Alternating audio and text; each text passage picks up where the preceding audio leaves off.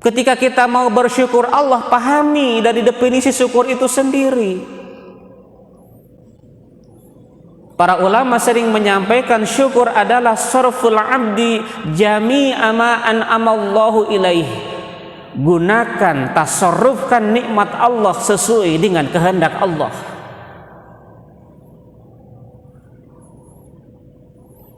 Gunakan nikmat Allah sesuai dengan kehendak Allah biar gampang memahaminya.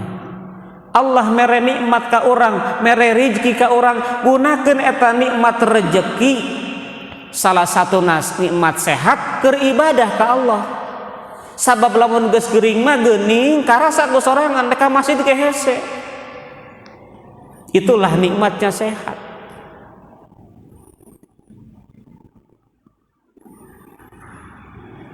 Jadi sekali lagi, salah satu ciri rezeki yang barokah adalah rezeki yang senantiasa disyukuri, rezeki yang kita manfaatkan dengan sebaik-baiknya sesuai dengan kehendak Allah. Kembali, ketika manusia lari dari para ulama, ketika manusia lari dari para ahli fikih, maka bencana yang pertama akan dicabut nilai keberkahan dari kasabnya, keberkahan rezekinya oleh Allah Subhanahu wa ta'ala. Kemudian yang kedua, bencana yang akan Allah berikan kepada orang-orang yang lari dari para ulama dan fuqaha, orang-orang yang tidak mau belajar agama,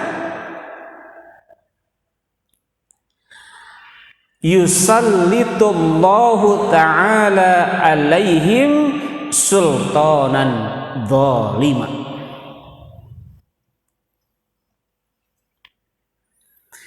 Allah akan menguasakan kepada mereka sultanan zalima, dengan pemimpin yang zalim.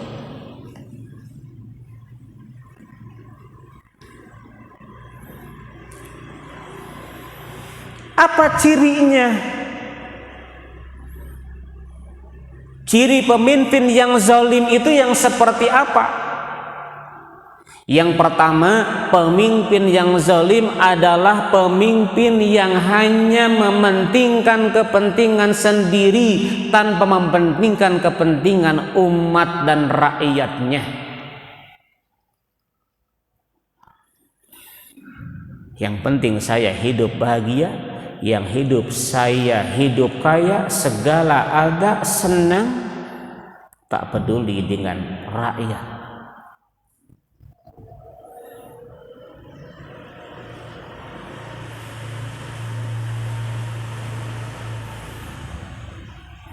Jadi rakyatnya akan dibiarkan, tidak akan pernah diperhatikan.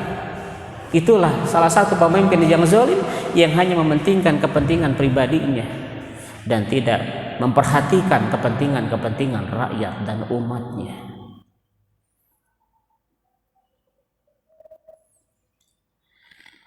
Kemudian yang kedua, ciri pemimpin yang zalim adalah pemimpin yang sesat dan menyesatkan.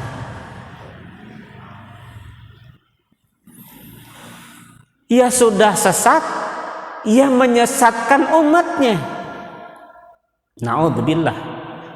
Jangan sampai kita dipimpin oleh pemimpin yang sudah sesat dan menyesatkan.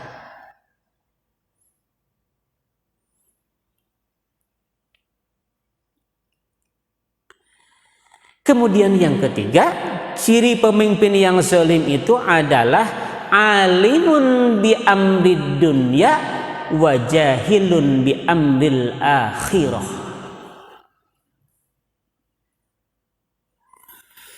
Pemimpin yang zalim itu adalah pemimpin yang hanya tahu masalah urusan-urusan keduniaan, tetapi tidak pernah mau tahu tentang urusan akhirat. Akhirat mah kumaha engke we, dunya we heula urus.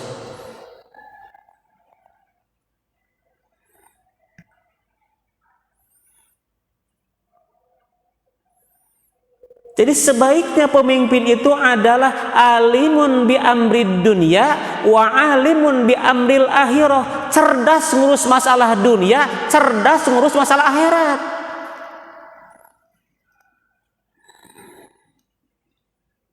Geus teu aneh pinter masalah dunia mah da memang geus prakna, tapi bagaimana dia juga memiliki perhatian terhadap kehidupan, sarana yang berkaitan atau hal-hal yang berkaitan dengan masalah akhirat.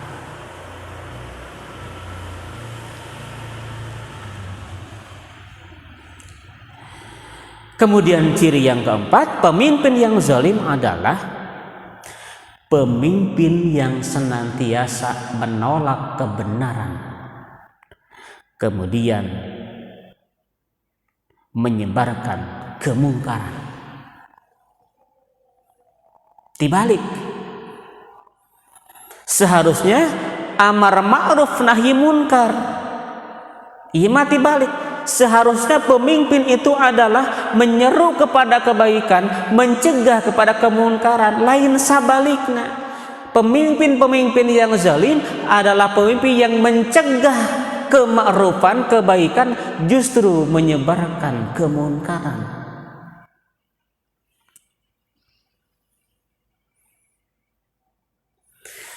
Hadirin jamaah mukhlisin lahuddin rahimakumullah. Yang ketiga, ketika manusia lari dari para ulama, dari para ahli fikih, bencana yang ketiga kata Rasulullah, wassalisatu yakhrujuna minad dunya bighairi imanin.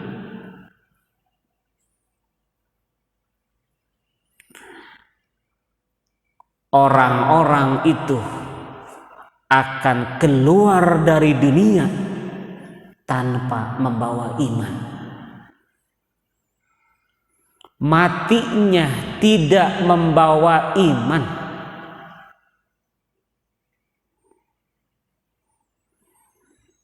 Atau dalam bahasa lain, orang-orang yang lari dari para ulama dan fuqaha, dia matinya akan menjadi mati su'ul khatimah. Na'udzubillah.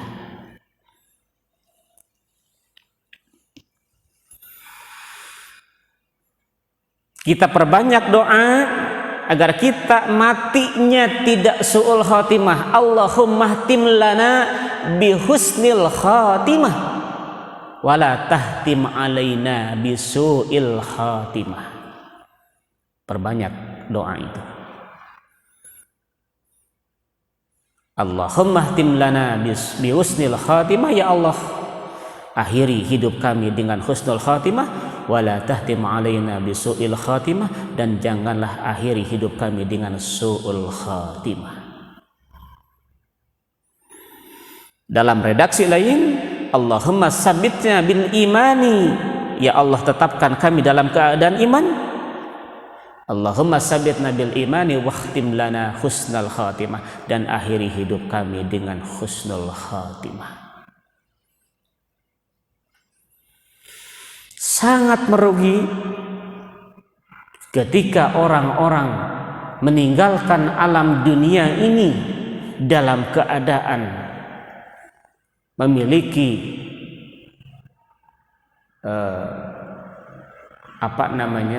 predikat atau sebutan dengan su'ul khatimah. Hadirin rahimakumullah, agar kita tahu seperti apakah si orang yang matinya akan su'ul khatimah, dalam kitab Bidayatul Hidayah, Nasaihud Diniyah. Jadi ada Nasaihul Ibad, ada Nasaihud Diniyah.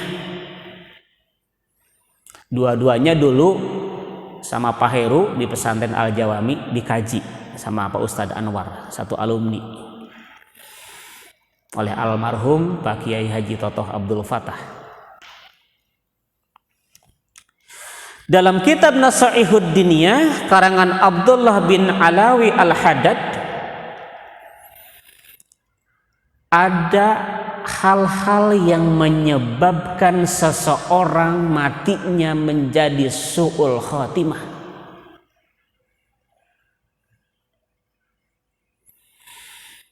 Yang pertama, dalam kitab itu dijelaskan, alladzina yatahawanuna bis salatil mafruḍah waz zakatil wajibah. Hal-hal yang sering menyebabkan seseorang mati dalam keadaan su'ul khatimah, alladzina yatahawanuna bis salatil mafruḍah waz zakatil wajibah. Karena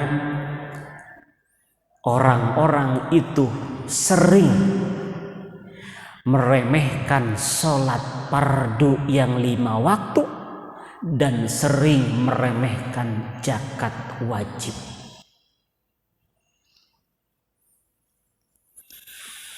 Ketika orang meremehkan sholat yang 5 waktu, padahal sudah kita yakini sholat adalah imaduddin, sholat adalah tiangnya agama. Seorang muslim kalau dia menjalankan sholat maka dia mendirikan agamanya. Seorang muslim ketika dia meninggalkan sholat maka dia meruntuhkan agamanya.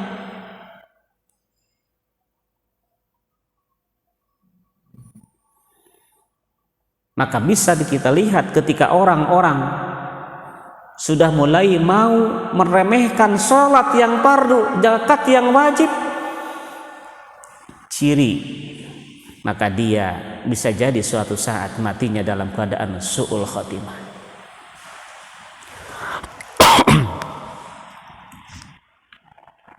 Oleh sebab itu maka ketika kita ingin mati dalam keadaan husnul khatimah, di samping ikhtiar batin banyak berdoa kepada Allah, maka dirikan sholat dan jangan dilalaikan perintah sholat dan perintah zakat.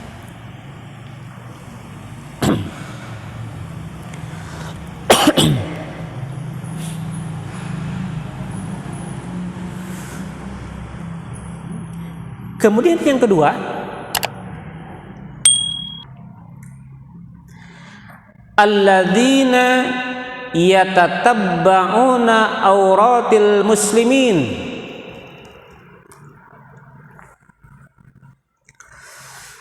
Hal-hal yang sering menyebabkan menjadikan seseorang mati dalam keadaan husnul khatimah adalah orang-orang yang senantiasa mencari-cari aib sesama muslim.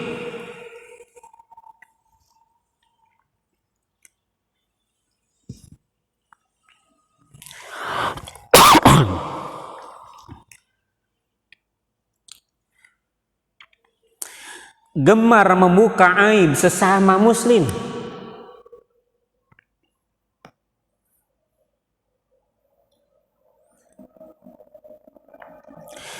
Sehingga Allah Subhanahu wa taala mengingatkan kepada kita di dalam surat Al-Hujurat ayat 12. Ya ayyuhalladzina amanu zdanibu katsiran minadh-dhann inna ba'dadh-dhanni ismun. Wahai orang-orang yang beriman, izdanibu, hendaklah kalian menjauhi katsiran minadh-dhann, menjauhi kebanyakan dari perbuatan prasangka. Inna ba'dadh-dhanni ismun, sebab sebagian prasangka itu dosa. Kamulun prasangkana dalam konteks negatif thinking, kabatur teh goreng weh, perasaan prasangka teh goreng weh kabatur teh.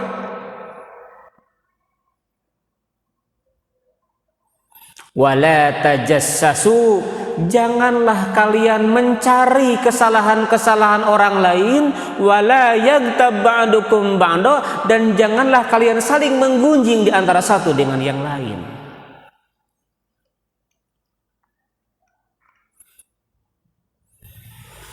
semut hitam tengah malam di seberang lautan yang sangat jauh di sana. Kadang kelihatan semut kecil, semut hitam di seberang lautan yang sangat jauh, dan semut itu ada di batu hitam, kelihatan. Tapi gajah di pelupuk mata yang begitu besar kadang tidak kelihatan. Ini introspeksi diri saja. Saya pribadi kadang melihat orang lain,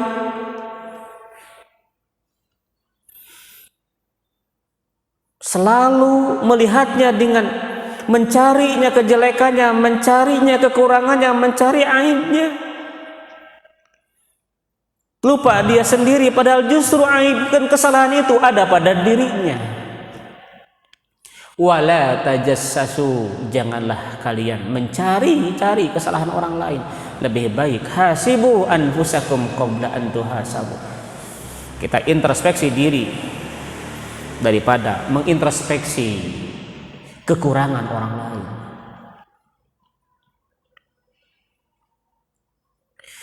Kemudian yang ketiga, alladzina yankusunal mikyala wal mizan. Hal yang sering menjadikan seseorang mati dalam su'ul khotimah adalah orang-orang yang sering mengurangi takaran dan timbangan.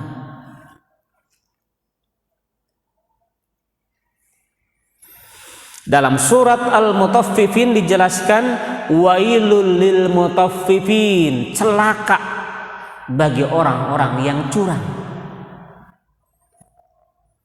Mengurangan timbangan, mengurangan takaran, tepirak batina tapi gede dosana. Wailul lil mutaffifin, celaka bagi orang-orang yang curang. Siapa mereka? Alladzina idaktalu, orang-orang yang ketika menerima takaran alan nas terhadap manusia, yastawfun, minta dipenuhi. Akan tetapi wa idza kaluhum, apabila mereka menakar, awazanuhum, ataupun mereka menimbang, yuhsirun, mereka mengurangi. Ai kabatur mahayang dileuwihan, ari bagian sorangan nimbang keur batur dikurangan. Al-mutaffifin, itulah orang-orang yang curang, yang akan menjadikan dia termasuk su'ul khotimah.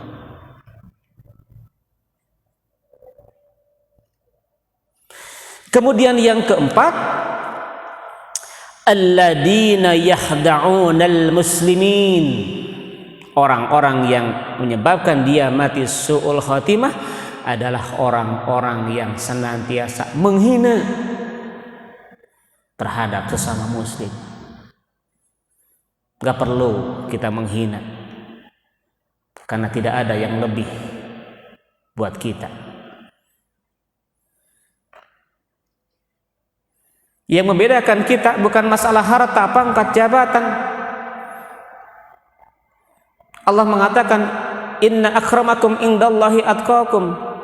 Sesungguhnya yang paling mulia di antara kalian adalah ketakwaannya. Innallaha la yanduru ila suwarikum wala ila ajsamikum wala ila amwalikum bal yanduru ila qulubikum wa amalikum. Allah tidak akan pernah melihat, memandang seseorang dari hartanya, dari tampannya, dari kecantikannya, dari pangkatnya, dari jabatannya, walakin yanduru ila qulubikum wa amalikum, tapi Allah akan melihat hati dan amalnya.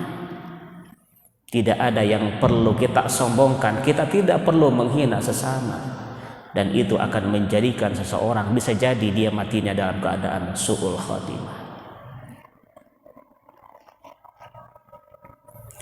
Kemudian yang kelima, alladzina yukadzibuna auliya Allah, orang-orang yang membohongi kekasih-kekasih Allah, wa yankiruna alaihim, dan mereka mengingkarinya terhadap hamba atau kekasih-kekasih Allah itu bi ghairi haqqin, tanpa pembenaran.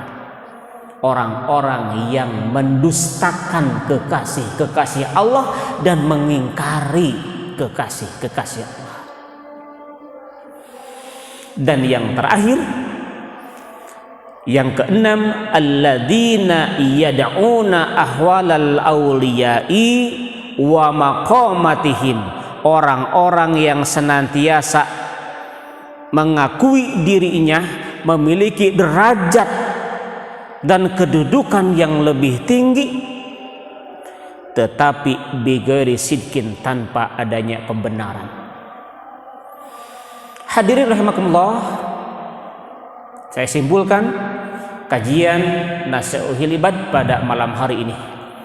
Ketika manusia sudah lari dari para ulama, lari dari ahli fikih, sudah tidak mau belajar ilmu agama, maka Allah akan mencabut Allah akan memberikan 3 bencana.